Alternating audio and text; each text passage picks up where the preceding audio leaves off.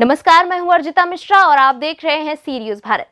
राजधानी लखनऊ के कृष्णा नगर क्षेत्र स्थित सहसे वीर बाबा मंदिर प्रांगण में संगीतमयी श्रीमद् भागवत कथा ज्ञान यज्ञ में भगवान श्री कृष्ण और सुदामा का मिलन श्रोताओं और भक्तों को भाव विभोर कर गया। इस पावन अवसर पर भारी भीड़ में श्रोताओं और भक्तों ने संत महामंडलेश्वर श्री श्री 1008 श्री दिव्य मुरारी बापूजी महाराज की श्रीमुख से भगवान श्री कृष्ण और सुदामा की मित्रता की कथा का रसपान किया।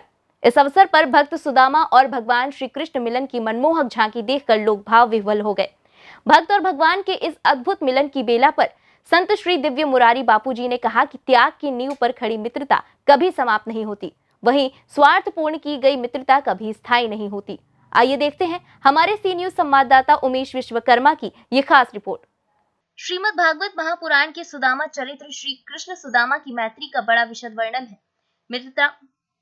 मित्रता में कोई दूसरी बाधा नहीं है, सबसे बड़ी बाधा स्वार्थ की भावना है।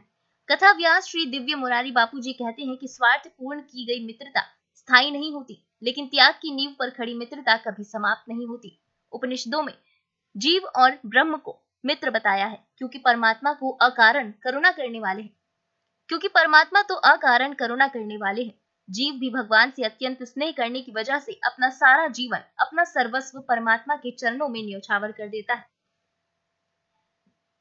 इस अवसर पर भक्तिपूर्ण माहौल में भगवान की द्वारका लीला और भक्त सुदामा और श्री कृष्ण के मिलन की कथा का रसपान किया। इसी क्रम में रविवार को बड़े भावपूर्ण ढंग से भागवत की पोथी को विराम किया गया और बड़े हर्षोल्लास और गाजे बाजे के साथ उत्सवपूर्ण ढंग से श्री शिव महापुराण की पोथी विराजमान की गई।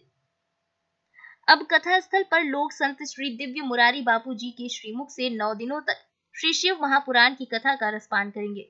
श्री शिव महापुराण की पोथी स्थापित किए जाने के बाद लोगों ने श्रीमद् भागवत और श्री शिव महापुराण की कथा के आयोजक और व्यवस्थापक श्री घनश्याम दास जी महाराज के हाथों प्रसाद ग्रहण किया। लखनऊ से सी न्यूज संवाददाता उमेश विश्वकर्मा की। इस खबर में फिलहाल इतना ही। देश दुनिया की बाकी खबरों के लिए आप देखते रहिए सी न्यूज भारत। हर खबर आपके साथ, आपके हाथ।